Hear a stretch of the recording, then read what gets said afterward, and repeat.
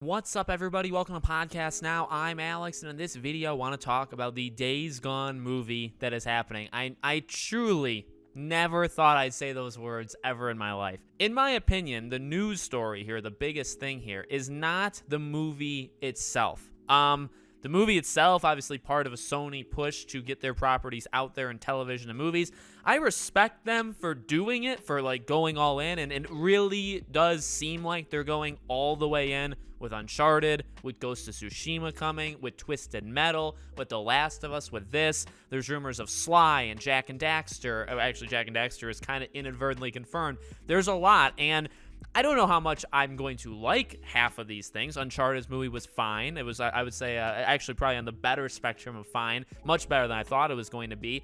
But I don't know how I'm going to feel about a Days Gone film, a Jak and Daxter movie with Tom Holland, or, whatever. How am I going to feel about that? But the biggest thing to me is, I guess, priorities is, like, who's making the decisions here? Why Days Gone? Now, I don't say this as a knock against Days Gone. I say this as a knock against Sony. Sony literally shut down Days Gone 2. They were pitched Days Gone 2 from Ben's studio, and they said no to it. They said no. Now, it's actually a little bit more fresh in my mind, or my opinion on Days Gone is way more fresh, because for the first time, I beat it about 3 weeks ago. I went back, I played it. My God, I played it for a lot of time. I think 45, 50 hours, and I beat the game. And I never had done. I played it for several hours other times, but I actually went from start to finish and did it. So it's very fresh in my mind.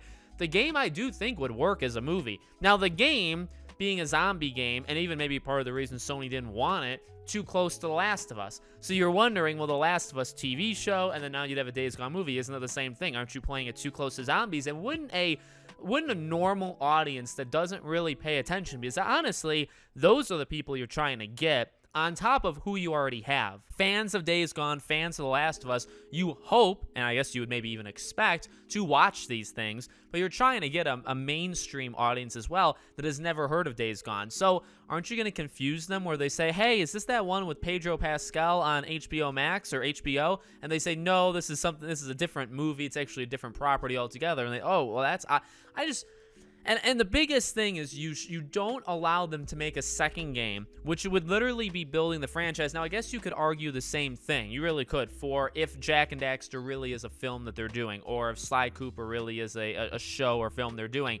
You shouldn't be doing any of these unless the property is ongoing. Now, this may be a sign of positive things to come, right? Because one example, really the only example I guess we can go to, like The Last of Us, obviously there's synergy there.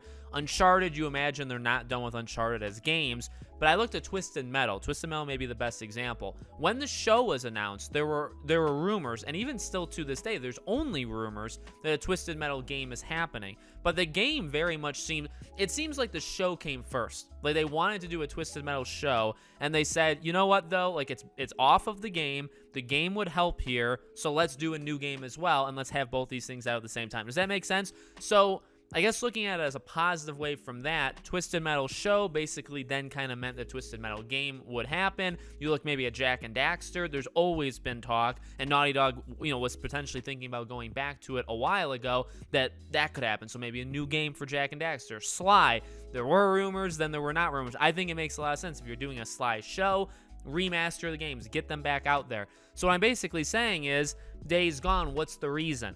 It hasn't been that long since the game. It's been 3 years.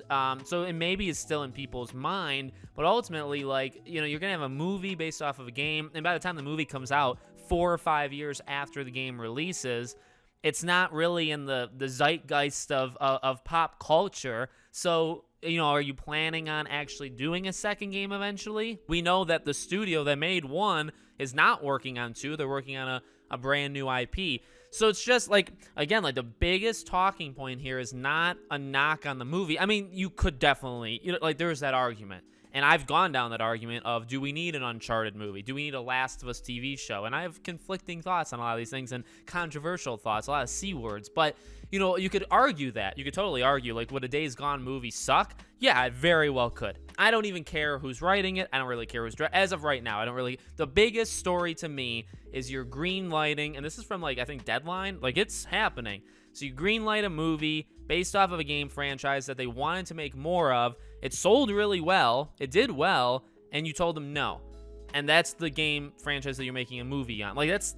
I don't understand that at all. So let me know what you guys think in the comments below. Make sure you guys are subscribed, bell icon turned on so you guys know when all these videos go up. If you want to follow or support me anywhere else, all my social media links are in the description below. Thank you guys for watching, and I'll see you all on the next one.